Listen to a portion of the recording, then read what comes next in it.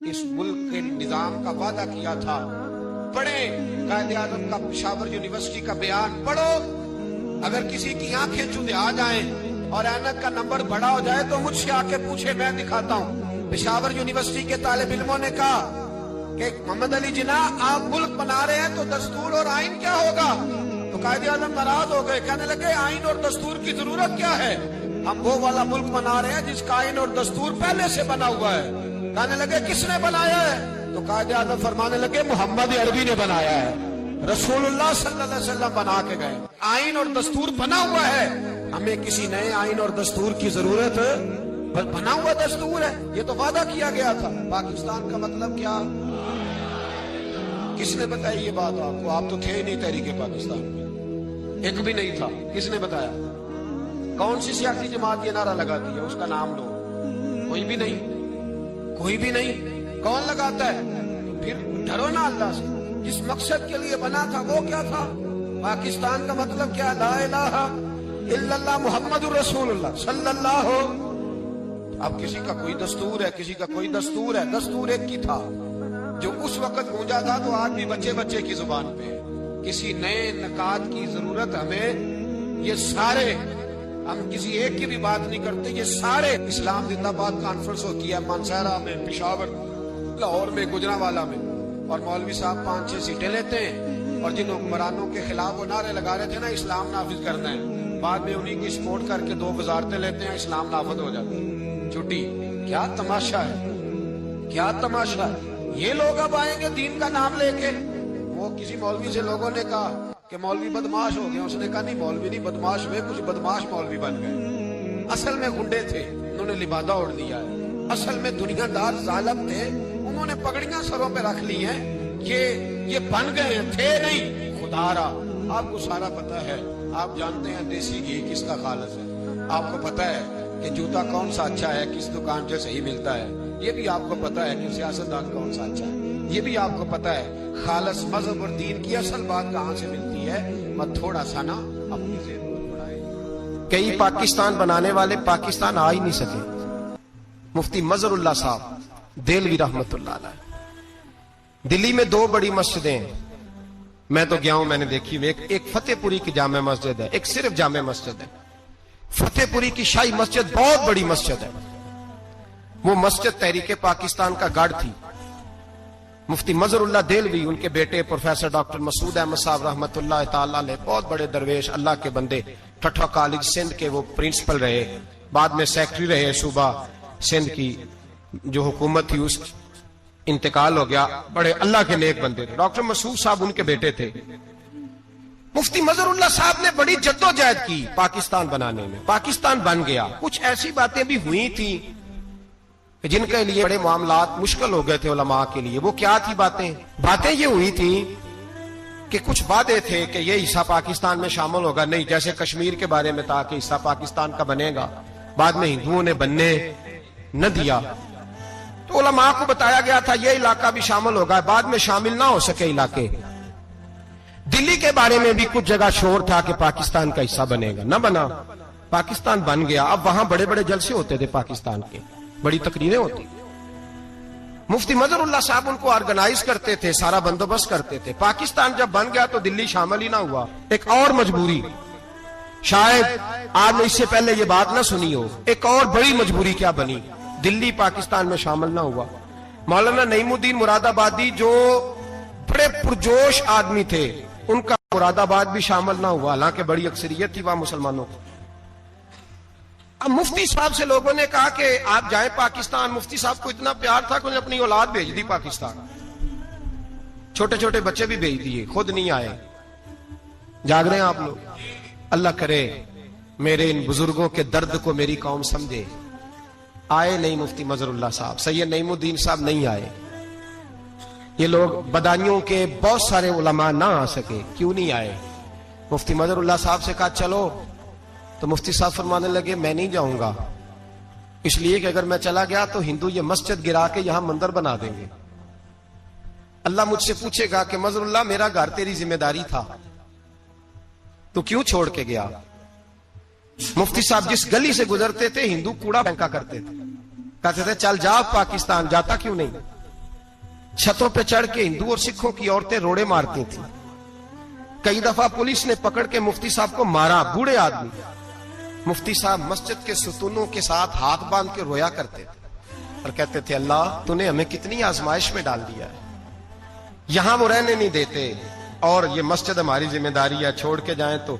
मौलाना नईमुद्दीन मुरादाबादी की औलाद आ गई, भाई आ गए, उन्होंने मस्जिद के दरवाजे को पकड़ के रखा, कहने लगे मैं चला गया तो मंदिर बन जाएगा, गिरजे बन जाए, गुरुद्वारे बन जाए। वो बुजुर्ग, वो मशाइख, वो उलमा, वो बेचारे इस्तेमाल हुए वहां।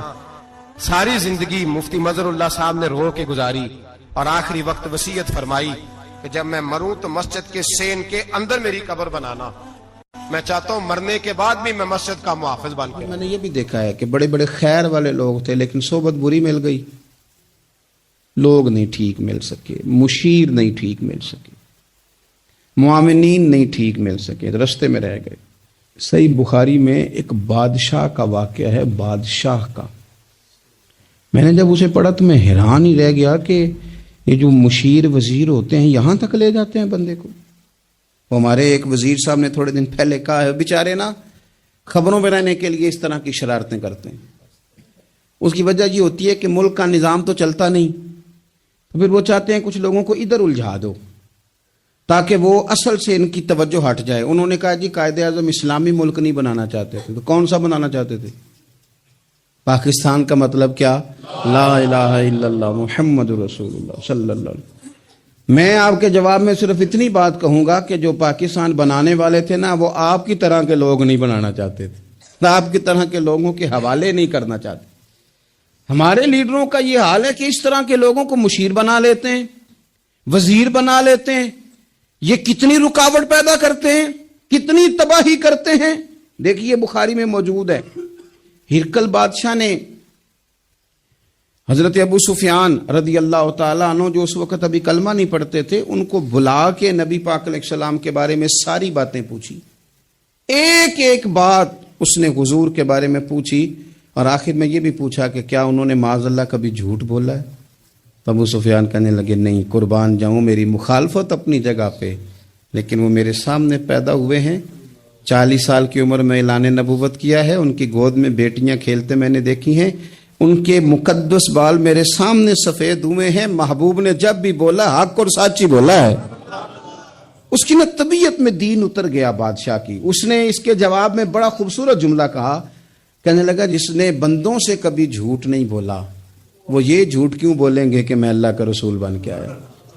उसकी तबीयत तस्लीम कर गई कि नबी पाक अलैहिस्सलाम सच्चे और आखिरी नबी हैं, और उसने इजहार भी किया, कहने लगा, मुझे ये तो उम्मीद थी कि अल्लाह के आखिरी महबूब अलैहिस्सलाम अपनी शानों, अजमतों, रिफतों, बुलंदियों समेत तशरीफ लाने वाले हैं, पर यह नहीं पता था कि वो अहले अरब में से आएंगे।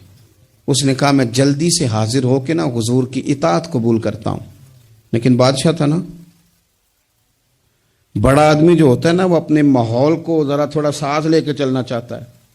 तो बादशाह ने भी ना अपने जितने उसके वजीर मुशीर थे उनको बुलाया और अपने महल में दावत दी। जरा अंदाज देखिएगा। और खुद बाला खाने के ऊपर चढ़ गया, दरवाजे बंद कर लिए, और ऊपर चढ़ के ना उन्हें बाला खाने से झांक के कहने लगा, तुम्हें भी पता चल गया, मुझे भी पता चल गया, अल्लाह के आखिरी रसूल तशरीफ ले आए सल्लल्लाहु ताला अलैहि वसल्लम। अब मेरा ख्याल है कि हमारी और तुम्हारी बेहतरी और बका इसी में है कि हम बैठे ना रहें, जल्दी से जाके महबूब पाक के दामन को थाम लें, हुजूर की फर्मा बरदारी कबूल कर लें। अब जब बादशाह ने ये बात की तो वो जो वजीर थे, मुशीर थे, उनकी हालत इतनी खतरनाक हो गई कि वो तो दरवाजों की तरफ दौड़े कि खोलेंगे और नोच लेंगे बादशाह को। ये क्या कह रहे हैं माज़अल्लाह। इस कदर ज्यादा उन लोगों ने इजहार किया अस्तगफिरुल्लाह माज़अल्लाह दीन से दूरी का। जब बादशाह ने ये कैफियत देखी ना, ओहो, बंदे देख के रब रसूल से दूर रह गया। कहने लगा, नहीं नहीं भाई, नहीं नहीं, मैं तो सिर्फ तुम्हें आजमा ही रहा था कि तुम अपने दीन के साथ कितने पुख्ता हो। हम नहीं कहीं भी जा रहे, हम यहीं रहेंगे, यही हमारा दीन रहेगा। उन वजीरों ने, मुशीरों ने, दोस्तों ने, करीबी लोगों ने रसूलुल्लाह की गुलामी में नहीं आने दिया। इतना बुरा असर करते हैं ये मुशीर वजीर, इतना خوفناک حال کر دیتے ہیں انسان کا قریب رہنے والے لوگ کہ سامنے کرم کا دریا بہ رہا تھا، لیکن اس کی بدقسمتی دیکھو، وہ دور اس لیے رہ گیا کہ اس کے دوست ٹھیک نہیں تھے، مشورہ دینے والے ٹھیک نہیں تھے، قریب رہنے والے ٹھیک نہیں، یہ دور رہ گیا اور نجاشی کلمہ پڑھ کے محبوب کا مسلمان ہو گیا۔ اور حضرت عائشہ صدیقہ فرمایا کرتی تھی نجاشی وہ خوش قسمت مسلمان ہے کہ جب وہ دنیا سے گیا تو اس کی قبر سے بھی نور نکلا کرتا تھا۔ میرے پاکستان کے لیے بہت ساری دعا فرمائے، اللہ تعالیٰ اس وطن پر خاص رحمت فرمائے، اللہ تعالیٰ خاص کرم نوازی کرے، اور اس وطن عزیز پر اللہ تعالیٰ ایسی رحمت کر دے کہ یہاں سے یہ سارے فسادات دور ہو جائیں، اللہ تعالیٰ امن والا وقت عطا کرے، اور اللہ تعالیٰ ہمارے حکمرانوں کو، سیاستدانوں کو، اداروں کو، سربراہان کو فہم عطا کرے، شعور عطا کرے، اخلاص عطا کرے، اللہ اپنا ڈر نصیب کرے، اور یہ جتنی ساری آزمائشیں ہیں ان سب سے اللہ تعالیٰ اس وطن کو جلدی سے نکال دے۔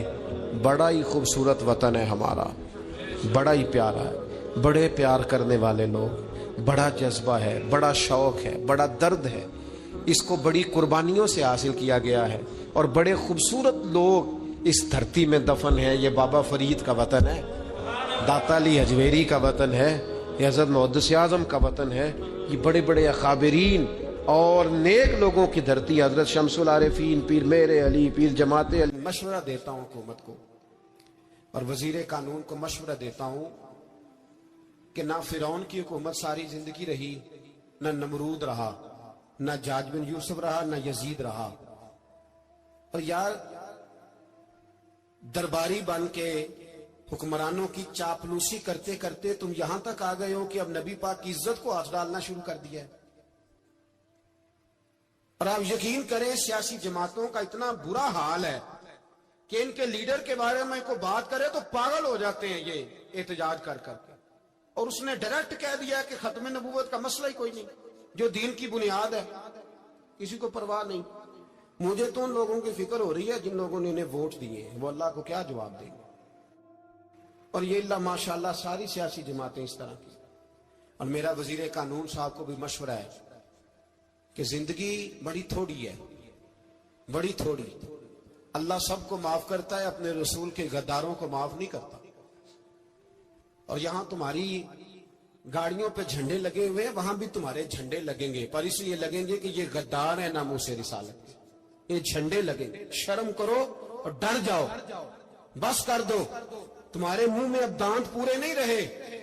کوئی شوگر کا مریض ہے تو کوئی بلڈ پریشر کا، تو کوئی ہارٹ کا، تو کوئی کینسر کا۔ شرم کرو اور اپنی قبر کی بھی تھوڑی سی فکر کرو۔ بتاؤ پاکستان کے کتنے صدر گزرے، وزیر اعظم گزرے، تو ان کی قبریں کہاں ہیں؟ کوئی جاتا ہے ان کی قبروں پہ؟ کسی کو خبر ہے؟ کیوں اپنے لیے جہنم کٹھی کرتے؟ سارا کچھ دنیا داری رہ گئی ہے، سارا کچھ صرف یہی رہ گیا۔ حضرت ابو بکر سردار تھے، حضرت عمر سردار تھے قبیلے، حضرت عثمان سردار تھے، انہوں نے سرداریوں کو ٹھوکر مار کے رسول اللہ کے قدموں میں بیٹھنا پسند کیا، سرداریاں چھوڑ کے غلام بن گئے۔ تم سرداریاں بچانے کے لیے رسول اللہ کی غداری کرتے ہو، شرم نہیں آتی؟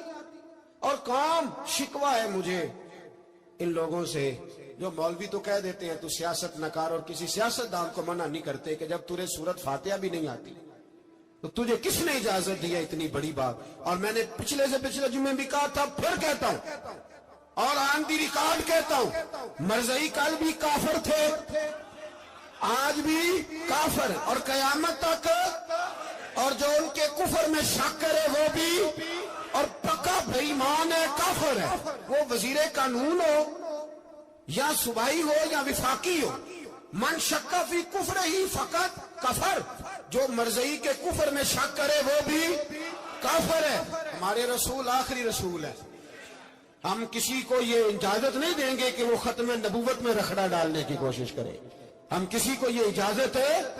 اور تم نے قوم کو لوٹا، لوٹتے رہو، اب ایمان پہ ڈاکے تو نہ ڈالو۔ تمہیں دولت لوٹ کے پیٹ نہیں بھرا، اب ایمان لوٹنا شروع کر لیا۔ تمہارا فیکٹریاں لوٹ کر، قومی خزانہ لوٹ کر پیٹ نہیں بھرا، بھائی مانو اب دین بیچ کر اپنی حکومتیں پکی کرو گے۔ اور وہ لوگ بھی تیار ہو جائیں جو ان بےایمانوں کو منتخب کرتے ہیں ان سے بھی سوال کرے گا ختم نبوت کا موضوع قیامت کے دن کہ تم بتاؤ. ان کو سپورٹ کرتے تھے جو رسول اللہ صلی اللہ علیہ وسلم کے بعد بھی کسی نبی کو نبی ماننا درست جانتے تھے. شرم آنی چاہیے, خیال ہونا چاہیے. اور میں نے کہا کہ ہمارا دل نہیں چاہتا, آپ یقین کریں. ہمیں شوق ہے جلوس نکالنے کا, تمہارے خلاف باتیں کرنے کا. تم نے روز تھرمامیٹر نکالا ہوتا ہے, چیک کرتے ہو کہ ایمان کتنا ہے کتنا نہیں ہے. یہ پاکستان اگر صوبہ سندھ ہے تو حضرت عبداللہ شاہ غازی کا ہے, اگر بلوچستان ہے تو حضرت بابا عبد الرحمان کا ہے, اور اگر پشاور ہے تو وہ صوفیاء کا ہے, اور اگر یہ دھرتی پنجاب ہے تو یہ داتا علی اجمیری کی ہے, یہ بابا فرید الدین کی ہے. اس میں کسی غدار کو قبضہ کرنے کی اجازت بالکل نہیں ملے گی. اور ہم وہ لوگ بھی نہیں جو چپ کر کے اندر سوتے رہیں, قوم جو کرتی ہے کرتی رہے, ہمیں پرواہ نہیں. نا, ایسی کوئی بات نہیں. کوئی بندہ نہ سمجھے کہ انہیں ہوش نہیں, انہیں پتہ نہیں. ہمیں سارا کچھ ہی آتا ہے. پھر اگر کل کو کوئی ممتاز قادری پیدا ہو گیا تو شکوہ نہ کرنا. کل کو کوئی پھر سے عامر چیمہ نکل آیا تو شکایت نہ کرنا, یاد رکھنا.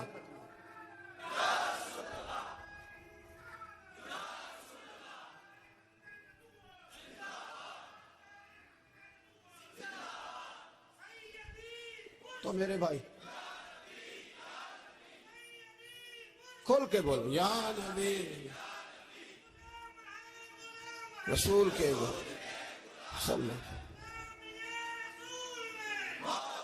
تو یہ مشورہ ہے.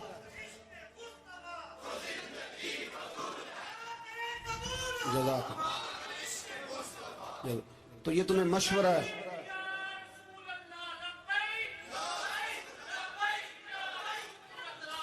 میری بات سنیں, یاد رکھیں, یہ لوگ بعد میں پچھتاتے ہیں, پھر مناظرے کراتے پھرتے ہیں اس نے صحیح کیا کہ غلط کیا, پھر انہیں ہوش آتی ہے بعد میں, پھر ان کے ہواری نکل کے میدانوں میں دلیلیں دیتے ہیں. اس لیے ہمارا مشورہ ہے انہیں کہ یہ اپنی حد میں رہیں, اور جو کام تمہارے ذمہ, میں نے کہا نا تم نے بڑا لوٹا, یہ قوم روز تمہیں موقع دیتی ہے لوٹنے کا, موقع دیتی ہے, تو تم نے دولت لوٹ کے پیٹ نہیں بھرے, اب ایمان لوٹنے کے چکر میں آ گئے ہو. یاد رکھو, مسلمان گناہگار ہیں, غدار نہیں ہیں. تمہیں دولت لوٹنے کا تو شاید موقع مل گیا ہے, پر ایمان لوٹنے کا موقع نہیں ملے گا. تو اس لیے اس کو لگام دو. اور ویسے بھی کتا جو پالتو ہوتا ہے نا, اس کو گھر کے اندر سنگلی سے باندھ کے رکھنا چاہیے. یہ تمہارے بوٹ چاٹتے ہیں, بھونکتے ہیں, تمہارے حق میں وزارتیں لیتے ہیں. ہم نے تو کوئی وزارت نہیں لی تم سے, اور نہ ہمیں شوق ہے. اس لیے کہ ممبری کیا کرنی ہے جس کو ممبر رسول عطا کر دیا جائے, اس نے کیا کرنی ہے یہ ممبریاں, اس کو پکا ممبر رسول دے دیا جائے. تو اس لیے اس سے باہر آؤ. میں نے کہا بڑے بڑے نمرود, فرعون, قارون دفن ہے, تمہارا بھی نام تک نہیں ہوگا, بالکل نام نہیں ہوگا. اس لیے ہمارا مشورہ, اور آپ لوگ بھی آئے نا یہ اگلے سال, تو ان کو کھڑا کر کے پوچھ لینا, اسلامی جمہوریہ پاکستان کا تم نے MPM بننا ہے, پہلا کلمہ ہی صحیح سنا دو. چلو خدا کا واسطہ یہی بتا دو کہ تمہیں نماز بھی ڈھب سے آتی ہے کہ نہیں. اور آپ کی موج ہے, آپ بٹھا لیتے ہیں سر پہ, کیا کرے, سمجھانے والے مفت گناہگار ہو گئے اور بہکانے والے سب تمہارے یار ہو گئے. اس لیے یہ چھیڑتے ہیں جان بوجھ کے. اور پھر جب کوئی ممتاز قادری علیہ رحمہ پیدا ہوتے ہیں, پھر انہیں دشواری ہوتی ہے, پھر ان کا جینا مشکل ہو جاتا ہے. یہ موقع دیتے ہیں, پتہ نہیں کس کے ایجنڈے پہ عمل کر رہے ہیں. میرا سوال یہ ہے, میں نے پچھلے جمعے پھر میرا سوال ہے کہ میں پوچھتا ہوں, اس آدمی کو ضرورت کیا ہے ختم نبوت پر بات کرنے, جب امت مسلمہ کے متفقہ فیصلہ ہے کہ مرزائی کافر, اسمبلی نے بل پاس کر دیا کہ مرزائی, ان کو اقلیت قرار دے دیا, اور جب سے وہ اقلیت بنے, نہ ہم نے ان کی عبادت گاہ جلائی, نہ ہم نے ان کو قبروں سے نکالا, نہ ہم نے, بس ٹھیک ہے جیسے عیسائی رہتے ہیں, یہودی سے کس ملک میں رہتے ہیں وہ بھی رہے, اقلیت بن کے رہے, کوئی اعتراض. پر تم انہیں کھینچ کے کیوں قریب کرتے ہو, تمہارا کیا جرانہ ہے ان کے ساتھ, بتاؤ تو صحیح. ان لوگوں سے ان کو چاہیے اپنے منہ میں لگام ڈالیں, اور اگر نہیں ڈالیں گے پھر انشاءاللہ ڈالی جائے گی. اور خدا کا انتقام اور اللہ تبارک و تعالیٰ کا انصاف تمہیں دکھاؤں. آؤ میدانوں میں نکلو, گھروں سے باہر آؤ. مختار ثقفی اگرچہ بندہ آباد میں یہ بھی ٹھیک نہ نکلا, لیکن بعض اوقات میرے نبی پاک علیہ السلام نے فرمایا اللہ اپنے دین کا کام اپنے نافرمان سے بھی لے لیا کرتا ہے. اس نے کام لینا ہو فاسق سے بھی لے لیتا ہے. اللہ نے لے لیا کام, निकलो मैदानों में, निकले बाहर, चौक भर गए, गलियां भर गई, कूफे के मोहल्लात भर गए। मुख्तार ने कहा लोगों 6 साल पहले की तारीख भी ज़हन में रखना, और आज का दिन भी तुम कभी मजेबो खौली बिन यजीद है कि ये नारे लगाता था कूफे की गलियों में कि मैंने हुसैन का सर काटा है, मैंने हुसैन का सर काटा। तुम्हारे सामने खड़े, पूछो इससे। उससे पूछा भी तूने हुसैन का सर काटा? कहने लगा जी मैंने तो बिल्कुल नहीं काटा था, मैं तो इनाम के लिए नारे लगाता था, मैंने तो नहीं काटा। उसने कहा चलो अभी करते हैं तेरा बंदोबस्त। जख्म लगाए, तलवार के साथ इसके वजूद पर जख्म लगाए, और जब निढाल हो गया, खून बह गया, जमीन पे गिर गया, तो मुख्तार ने कहा इसके वजूद को आग लगा दो, जिंदा को जला दो। जब वो जल रहा था, राख उड़ रही थी, लोग कह रहे थे कि देखो याद रखना अल्लाह ने रस्सी ढीली कर दी थी, अब रब ने रस्सी खींची है, तो देखो खुदा से बड़ा किसी का इंसाफ नहीं है। किस अंदाज में इमाम हुसैन के कातिल को शिमर जिल जौशन, मैंने कहा था 10 मुहर्रम के दिन जब मुख्तार के लोग इसके पीछे भागे तो मदीना मुनव्वरा तक गया, हजरत इमाम ज़ैनुल आबिदीन से भी मिला, उन्होंने पानी भी पिलाया। कहने लगा इमाम साहब लगता है आपने मुझे पहचाना नहीं। फरमाया मेरा सारा घर उजाड़ दिया, मैं तुझे भूल सकता हूं? कहा फिर पानी क्यों पिलाया है? फरमाया बंद करना तुम्हारा काम है, और दुश्मनों को पिला देना ये हमारे खानदान का रिवाज है। फरमाया मेरा सारा घर उजाड़ दिया, तुझे कभी भूल सकता हूं? भूल ही नहीं सकता। लेकिन चूंकि हमारे घर का कोई मिजाज ही थोड़ा मुनफरद है, हमारा कोई अंदाज ही थोड़ा मुख्तलिफ है। शिमर दौड़ता इमाम ज़ैनुल आबिदीन से कहने लगा पनाह, मुझे पनाह मिलेगी? आपने फरमाया जैसे अल्लाह पनाह ना दे उसे बंदा भी नहीं दे सकता। तेरे पास अब चारा कोई नहीं, इसलिए कि अब तुझे देखे ना, याद रखना जालिम दौड़ते हैं ना, जब जालिम दौड़ते हैं तो पनाह मांगते फिरते हैं, जब इनका तूती बोलता है तो कहते हैं हम चुमा दिगरे ने, हमारे जैसा कोई और है ही नहीं। और जब रस्सी खींचता है अल्लाह तो फिर भागे फिरते हैं, गलियों और बाजारों में दौड़े फिरते हैं। इसलिए कहते हैं कि डर के रहना चाहिए, डर के। आज भी इनके सारी शिमर को कहा कि तू अब तुझे कोई पनाह दे नहीं सकता, इसलिए कि तू अल्लाह की पकड़ में आने वाला है। शिमर दौड़ता दौड़ता एक गांव में जाकर छुप गया, वहां के लोगों को मारा पीटा, कहा कबर किसी ने बताया तो गर्दन उड़ा दूंगा। रात का सन्नाटा छाया तो मुख्तार सख्फी का गिरोह पहुंच गया, शिमर को गिरफ्तार करके लाया। मुख्तार सख्फी पड़ी ला इलाहा इल्लल्लाह हो ला इलाहा इल्लल्लाह। किसी ने पूछा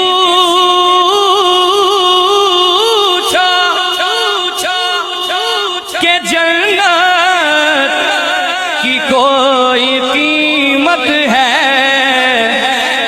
तो मुस्तफा